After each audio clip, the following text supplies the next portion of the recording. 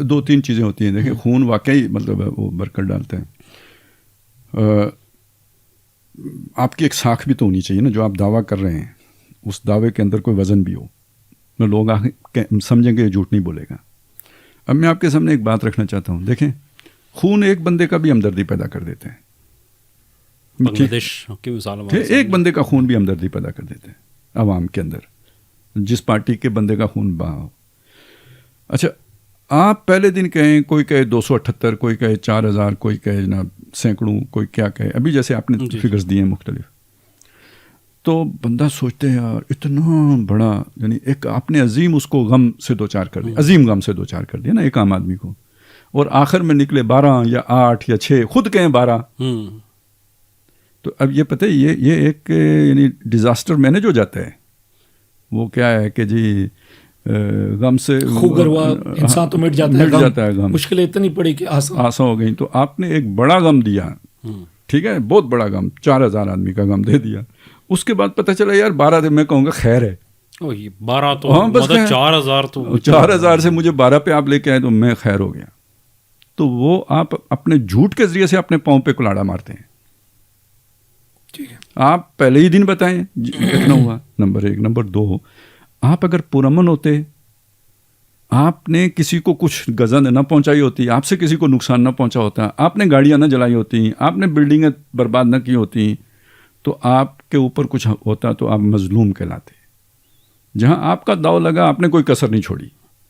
تو یہ تو پھر مقابلہ ہے, اور آپ نے اپنی طاقت دکھائی, ریاست نے اپنی طاقت دکھائی. اب ظاہر ہے جب مطلب میں جب کسی کو تھپڑ ماروں گا تو اپنی طاقت سے ماروں گا, جس پہلوان کو ماروں گا وہ پھر مجھے یہ تو نہیں حساب لگائے گا نا کہ بھائی اس نے کس فورس کا تھپڑ مارا ہے, تو وہ تو اپنی فورس سے مارے گا. نہیں, وہ پرویز مشرف صاحب نے کارگل میں کے بعد نا ایک بریفنگ تھی, جب کارگل والا یہ ختم ہو گیا تو یہ ان سے ایک سوال ہوا اس بریفنگ میں کہ مشرف صاحب آپ نے یہ کر دیا تھا تو آپ نے کیلکولیٹ نہیں کیا تھا اس کو. ان کا نہیں, ہم نے کیلکولیٹ کیا تھا لیکن دشمن نے اوور ری ایکٹ کیا.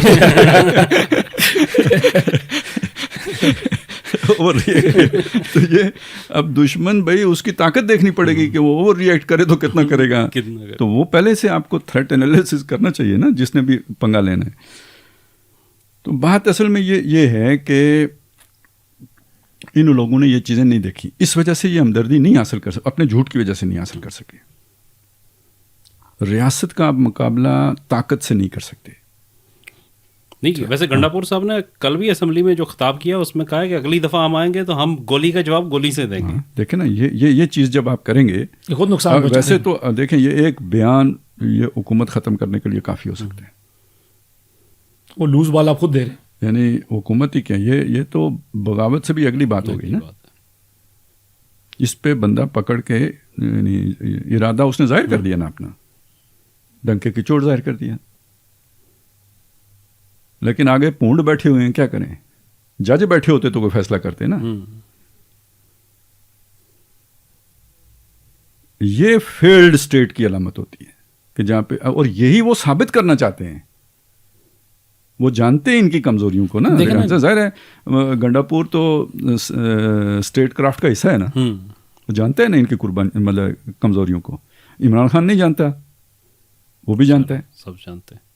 تو وہ ان کے ساتھ کھیل رہے ہیں, نرو گیم ہو رہی ہے, اور اس کھیل میں فیلڈ اسٹیٹ ثابت کرنا ہے اس کو, ریاست کو. اور یہ اس کی علامات میں سے ایسی آپ باتیں کریں, ریاست ریئیکٹ ہی نہیں کر پائے. اوور ریئیکٹ کیا کرے گی, وہ بیچاری کچھ بھی نہیں کر پا رہی. ابھی پہلی دفعہ تھوڑا سا آنکھیں دکھائیں اس سے بھی کافی سکون ہو گیا.